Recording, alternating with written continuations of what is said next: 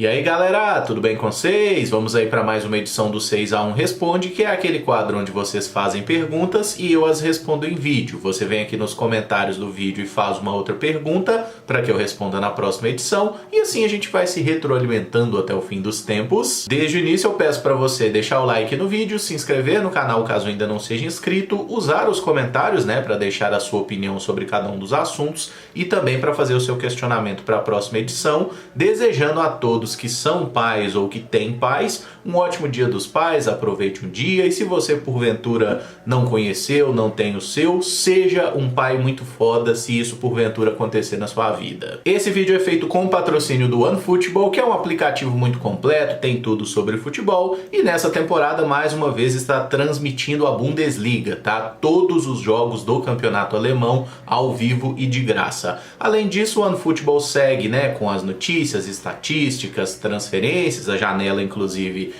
fecha nessa segunda-feira aqui para as transferências no Brasil. E no app você encontra também os melhores momentos aí de todos os jogos, tanto da Série A quanto da Série B do Campeonato Brasileiro e da Copa do Brasil, que decide aí os seus semifinalistas nesse meio de semana. O OneFootball é um aplicativo totalmente gratuito, está disponível tanto para Android quanto para iOS, e o link para você baixá-lo está aqui na descrição do vídeo. Começo com a pergunta do Kaique Xavier de Almeida. Considerando que provavelmente o Cruzeiro suba e com rodadas de antecedência, o que você acha que o Cruzeiro deve fazer nos jogos restantes? Jogar com o time mais forte possível, com o time misto, testar jogadores da base? Kaique, obrigado pela pergunta. Eu acho que a partir do momento que o Cruzeiro conseguir garantir matematicamente o seu acesso, e quando eu digo garantir matematicamente, é 100% do acesso garantido, não é 99,9%, como os departamentos de matemática apontam hoje. Ainda faltam algumas rodadas, algumas vitórias,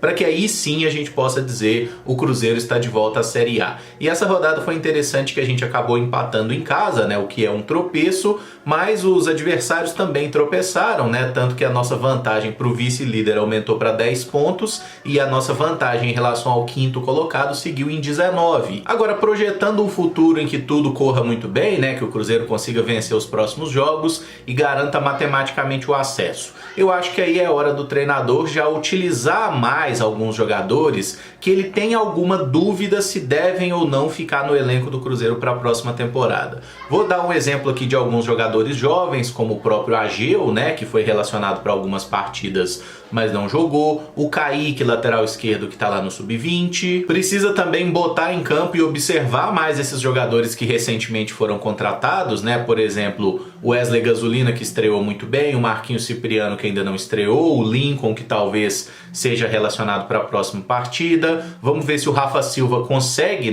fisicamente se manter em condição de competir. E acho que seria legal também dar minuto para alguns atletas que jogaram pouco, até para a gente ver se o Cruzeiro deve mantê-los para a próxima temporada ou não. E aí eu cito aqui o Pedro Castro, que é um cara que não teve aí sequência com o Pessolano, o próprio Wagner Leonardo, zagueiro, o Luiz Felipe, que só jogou uma partida, que foi aquela contra o CSA, depois nunca mais apareceu, até porque nós temos muitos zagueiros. Talvez até dar minutagem pro próprio Gabriel Mesquita no gol, pro Denvis também, que jogou bem no Campeonato Mineiro e nem tem sido mais relacionado. E acho que dá pra gente aliar essas experiências no elenco, a partir do momento que o acesso estiver matematicamente assegurado, dá pra gente aliar isso com o espírito competitivo sim, para que os jogadores realmente entrem em campo buscando as vitórias, buscando que o Cruzeiro tenha a melhor campanha possível e de preferência terminando com o título da competição. Pelo menos é isso que eu espero, que a gente possa ver jogadores diferentes, algumas experiências e já aí um início de projeto do que será o Cruzeiro 2023. O Pedro Alonso pergunta: caso o acesso se confirme, qual você acha que deve ser o critério do Cruzeiro para se reforçar? Buscar jogadores veteranos com experiência na Série A, jovens de potencial, como as recentes contratações, ou destaques da Série B? Pedro, obrigado pela pergunta. Eu coloquei o seu questionamento após o do Kaique, justamente porque eu acho que primeiro você tem que fazer uma análise do plantel atual para decidir com quem você conta e quem você não conta para uma próxima temporada. Aí num segundo momento que a gente tem que ir ao mercado para eventualmente contratar jogadores e dar uma melhorada nesse plantel, que a gente sabe que o Cruzeiro precisa ser reforçado para jogar uma Série A. Se você acompanha o canal, sabe que essa primeira opção que você colocou aí de jogadores veteranos, eu já descartaria completamente, tá? Primeiramente porque eu tenho aversão a veterano. Eu acho que o jogador ele precisa ter uma entrega física para que ele possa fazer qualquer coisa dentro de campo. Veterano, salvo raríssimas exceções, não consegue ter essa entrega física que é inclusive exigida pelo nosso treinador, né? O que o Pessolano pede de todo mundo? Intensidade. Sobre buscar algum eventual jogador de destaque na Série B, eu não vejo nenhum problema, mas a gente tem que buscar um pouquinho do histórico do jogador. Vou fazer aqui uma observação. Gabriel Poveda, artilheiro da Série B, tá fazendo uma ótima temporada. Se você puxa o histórico dele, no ano passado, por exemplo, ele não fez nenhum gol. Então, assim, ele tá vivendo uma ótima fase, mas ele é um jogador realmente bom ou ele está apenas vivendo uma ótima fase? Eu confesso que eu não tenho essa resposta. Então, esse tipo de jogador eu não buscaria. Agora, sobre jogadores jovens de potencial, você pode ter certeza que as portas do Cruzeiro sempre estarão abertas, né? Porque são caras que muitas vezes vêm pro Cruzeiro com aquele brilho no olho de que precisam se provar, né? De que tem uma oportunidade num clube grande de virar na carreira, e se o cara vem disposto a trabalhar, ele vai ter chance com o Pessolano e ele pode vingar por aqui,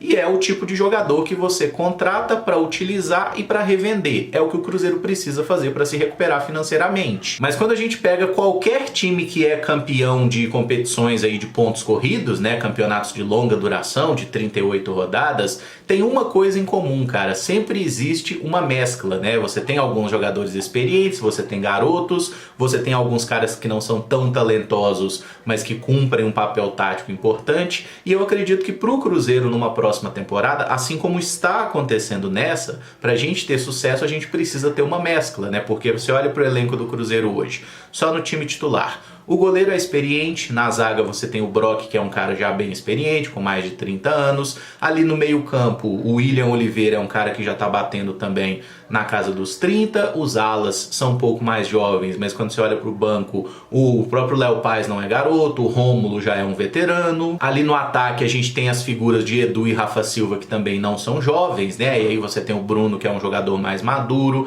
Tem algumas opções como o Chay, que é um jogador experiente, já o Daniel Júnior oferece juventude. Enfim, tem que ter uma mescla. Não dá para você montar um grupo de jogadores apenas com um perfil. O Bruno Mota pergunta: na sua opinião, após equacionar financeiramente o clube, o Ronaldo usará o Cruzeiro para obter lucro ou fará do Clube Celeste um modelo de sucesso e resultado enquanto SAF e, obviamente, com grandes investimentos e concorrência a títulos importantes? Aí ele dá o exemplo: será um clube com a personalidade de um Red Bull Bragantino ou de um Flamengo que faz grandes investidas no mercado? Bruno, obrigado pela pergunta, pelos elogios aí. Eu diria que nem tanto ao céu, nem tanto ao mar. O Cruzeiro não vai ser um time que só aposta em jovens jogadores como o Red Bull Bragantino, por quê? O Red Bull Bragantino existe para servir a toda essa cadeia da Red Bull, né, que tem aí outros clubes espalhados pelo mundo. E o Red Bull Bragantino não tem torcida, então eles não têm esse compromisso com o resultado esportivo que um time grande como o Cruzeiro sempre vai ter. O Red Bull Bragantino é um clube que trabalha sem pressão, cara, e assim, clube grande nenhum do Brasil ou de qualquer outro lugar do mundo vai ter esse ambiente tão propício, né? Inclusive, se o Barbieri fosse um treinador de um time com torcida, eu aposto com você que ele já tinha caído, porque teve muitas oscilações no trabalho dele nesses últimos anos, né? Mas lá o pessoal tem muita paciência justamente porque não tem cobrança. Já o Flamengo, a gente tá falando do outro lado do espectro, onde tem muita cobrança e onde tem uma receita que o Cruzeiro nunca vai conseguir atingir, tá? Provavelmente o Cruzeiro nunca vai atingir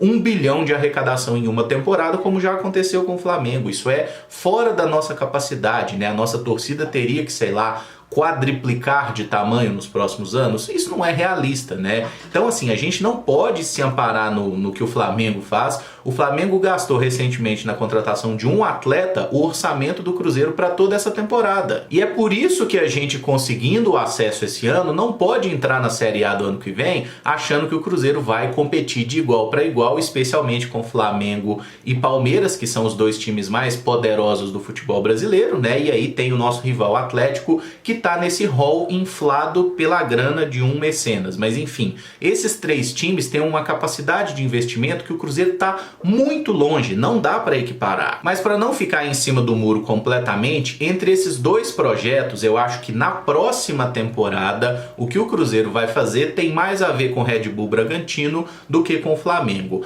A partir do momento que a gente conseguir se equilibrar, né, como você mesmo pontuou, equacionar a questão financeira, tiver tudo fluindo, aí o Cruzeiro vai sim fazer alguns investimentos mais pesados no mercado, vai voltar a se posicionar como um protagonista do futebol brasileiro. Mas num primeiro ano de Série A, confirmando o acesso, né, a gente não tem nem direito de sonhar com isso, cara. É totalmente fora da nossa realidade. O Tobias Trota pergunta: Felipe Machado é o novo Marquinhos Paraná? Tobias, obrigado pela pergunta. Olha, tem algumas semelhanças, né? A primeira delas, ambos são volantes, né? Jogadores originalmente de meio campo e que podem fazer diferentes papéis no campo. Para quem é um pouco mais jovem e talvez não acompanhou o Marquinhos Paraná no Cruzeiro, ele é um cara que chegou aqui, inclusive desmaiou na apresentação, vale pontuar esse detalhe, mas o Marquinhos vem para o Cruzeiro por indicação do Adilson Batista e num primeiro momento ele é utilizado na lateral direita, porque o Jonathan, que era o lateral, tinha muita dificuldade para conseguir se firmar para ser um jogador regular,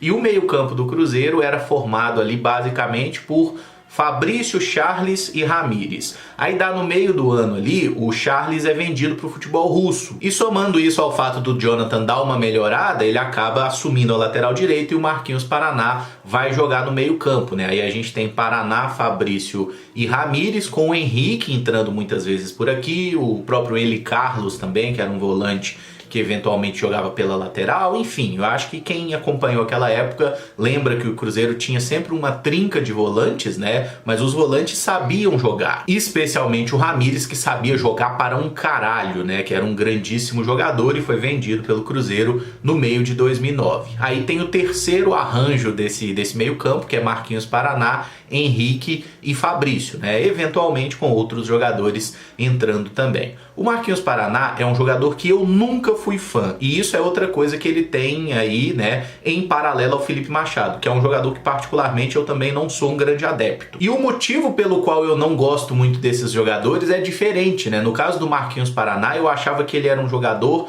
às vezes, excessivamente burocrático, um jogador que apenas fazia o mais simples possível, é o cara que toca de lado, sabe? Eu acho que ele arriscava muito pouco, embora tinha ali suas qualidades, eu não discuto que ele tem um papel importante em um determinado momento da história do Cruzeiro, que acabou sendo marcado também por ser um período sem títulos, né? E o Marquinhos Paraná também não esteve no 6-1. Já o Felipe Machado, nesse espectro, eu acho que ele é o oposto, porque ele é um jogador que arrisca demais, né? E muitas vezes ele erra demais também. Então, se a gente quiser traçar um paralelo, tem sim algumas semelhanças entre esses dois jogadores. A diferença é que o Marquinhos Paraná construiu uma história aqui no Cruzeiro importante, é um jogador que jogou muitas partidas, que ajudou a gente, e o Machado é um jogador que está iniciando a sua carreira, tal qual o Marquinhos Paraná quando chegou aqui também era um jogador desconhecido, sem muito nome, e o Machado vai ter essa oportunidade de construir a sua história. Se ele vai conseguir ficar na história do Cruzeiro como ficou, por exemplo, o Marquinhos Paraná, eu acho que é o tempo que vai dizer. Mas acho que para quem é fã do Paraná, fazer essa comparação hoje pode soar até um pouquinho ofensivo, tá? Porque o Machado, digamos assim, se a gente pegar os 4 anos do Marquinhos Paraná no Cruzeiro, o Machado já cometeu mais erros graves, né, que entregaram gols para o adversário, do que o Paraná em todo o período de clube, tá? Porque o Marquinhos Paraná realmente era um jogador que errava pouco, ele arriscava pouco e ele oferecia segurança. O Machado já é outro tipo de jogador, ele é bem mais agressivo, né, e às vezes ele me parece autoconfiante demais. O Hugo Henrique pergunta: o pessoal fala muito de um camisa 10, acha que o Vina do Ceará seria uma boa para a próxima temporada? Hugo, obrigado pela pergunta. Eu gosto muito do futebol do Vina, cara. Inclusive, estava até pesquisando aqui. Eu fiz um vídeo de olheiro, né? Falando aí, indicando de certa forma a contratação do Vina para o Cruzeiro em 2018, quando ele estava de saída do Bahia. O contrato dele ia acabar no final do ano, né? Eu achava que seria um ótimo reforço ali para ser um cara, inclusive, para disputar a posição com o Thiago Neves, né, que era o meio atacante central do Cruzeiro naquela época. Acaba que o Vina foi contratado pelo Atlético, né, na temporada 2019, teve uma passagem apagada, eu diria. Ele foi mais reserva do que titular por lá e depois foi para o Ceará a partir da temporada 2020, onde ele jogou muita bola. Para vocês terem ideia, na temporada 2020, o Vina jogou 59 partidas, fez 23 gols e deu 19 assistências com a camisa do Vozão. Nessa temporada 2022, são 41 jogos até o momento, com 11 gols e 5 assistências. Recentemente, eu acho que todos viram do episódio aí que o Vina desperdiçou um pênalti, né, que inclusive eliminou o Ceará aí da Copa Sul-Americana. Depois teve uma discussão ali com torcedores. É um jogador que tem aí um caráter meio explosivo, digamos assim, já tá com 31 anos, e eu acho que tecnicamente o Vina é muito bom jogador e ele qualificaria o plantel do Cruzeiro. Só que tem um detalhe que pra mim tira qualquer possibilidade dele vir jogar no Cruzeiro, chamado André Curi. E nem falo por uma questão salarial do atleta. Eu vi em alguns lugares dizendo que o Vina ganha 350 mil, em outros lugares dizendo que esse salário pode chegar até 500 mil, que também é fora da realidade do Cruzeiro. Mas atleta que é agenciado pelo André Curi, especialmente depois do episódio Vitor Roque, eu acho que o Cruzeiro não deve contratar nenhum e deve evitar a todo custo trabalhar com esse profissional, né? Porque definitivamente esse cara não gosta do Cruzeiro e a gente não gosta dele. Então a gente tem que manter distância desse tipo de gente. Mas só uma curiosidade sobre o Vina, que eu trabalhei na assessoria dele, tá? Quando ele ainda era molecão lá, jogando com a camisa do Coritiba, eventualmente sendo improvisado na lateral direita e chamado de Vinícius Góes, tá? Não tinha nada de Vina nessa época, não. Depois ele vai pro Náutico, joga muito bem numa Série B, que tinha inclusive o Sassá naquele time do Náutico, né? Depois tem algumas passagens por empréstimo e tal, e consegue jogar bem no próprio Fluminense, que ele tem uma passagem rápida em 2015, ele consegue mostrar futebol. É muito bom jogador, eu gosto do Vina, mas aqui no Cruzeiro eu acho que financeiramente seria complicado, e pelo fator André Curi eu acho que a gente pode descartar completamente essa hipótese. O Vitor Dairel pergunta: por onde anda Mancoejo, que veio do Flamengo? Eu achei que ele ia dar certo no Cruzeiro, achava um bom jogador. Vitor, obrigado pela pergunta. O Mancoejo teve aí uma passagem pelo Cruzeiro em 2018, né? É campeão da Copa do Brasil e campeão mineiro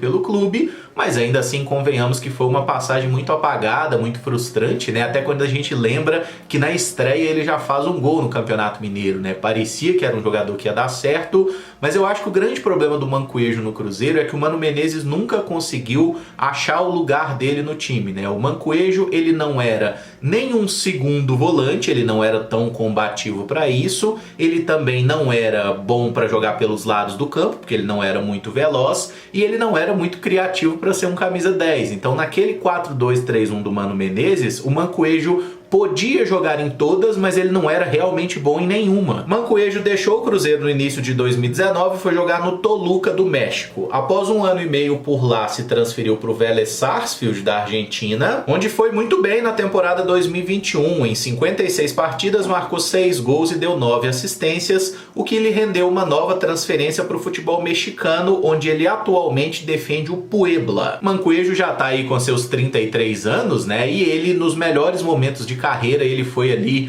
um terceiro volante, digamos assim, né? Um meio campista mais aberto pela esquerda. Talvez nesse esquema do Pessolano, por exemplo, ele poderia funcionar bem ali, né? No meio campo, porque a gente não joga com os volantes tão recuados, mas a passagem pelo Cruzeiro realmente foi muito decepcionante, né? Ficou aquém das expectativas, e ele que seja feliz na sequência de sua carreira aí no Puebla. O Licério Roberto pergunta: dos jogadores que nos rebaixaram em 2019, tem algum jogando bem? Vejo Dedé, Edilson, Thiago Neves, etc. muito mal, colecionando fracassos, e não me recordo de nenhum em bom nível. Com certeza não é coincidência, né? Licério, obrigado pela pergunta. Então, cara, eu diria pra você que realmente não é coincidência, mas eu também não acredito que seja nenhum karma, coisa do tipo, né? Por mais que eu não duvide que essas coisas existam.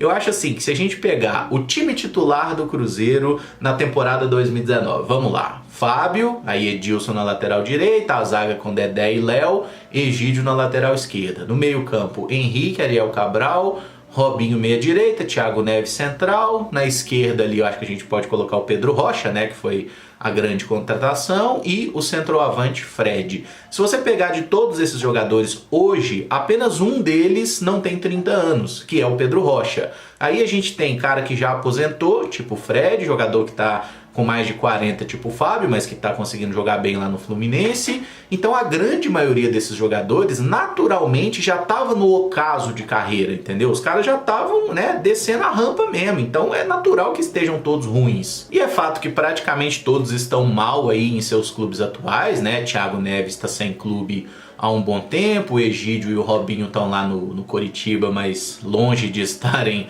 agradando muito a torcida. O Pedro Rocha recentemente foi pro Fortaleza depois de passagens apagadas aí pelo Flamengo, teve passagem apagada no Atlético Paranaense também. O Pedro Rocha, que inclusive ficou um tempo jogando no time B do Spartak Moscou, e eu continuo achando que o Pedro Rocha é um David com grife, tá? O Pedro Rocha teve uma boa fase no Grêmio e nunca mais mostrou grande coisa. Mas ampliando aí pro pessoal do banco, o pessoal que jogava um pouco menos, a gente tem o Orejuela, cara, que foi um dos jogadores que se salvou daquele rebaixamento, né? Que jogou boa parte do Brasileiro na lateral direita ali do Cruzeiro. Saiu daqui, teve passagem no Grêmio que foi ok, o Grêmio até queria comprar, depois deu aquele rolo todo. Foi pro São Paulo, não jogou bem no São Paulo, agora tá no Atlético Paranaense, né? Um jogador que tá conseguindo ser útil. Eu acho que o que se deu melhor aí foi o Ederson, né? O volante que saiu do Cruzeiro aí no início de 2020, ele acabou sendo titular em parte daquele Campeonato Brasileiro e é um bom jogador, um jogador jovem, atualmente está lá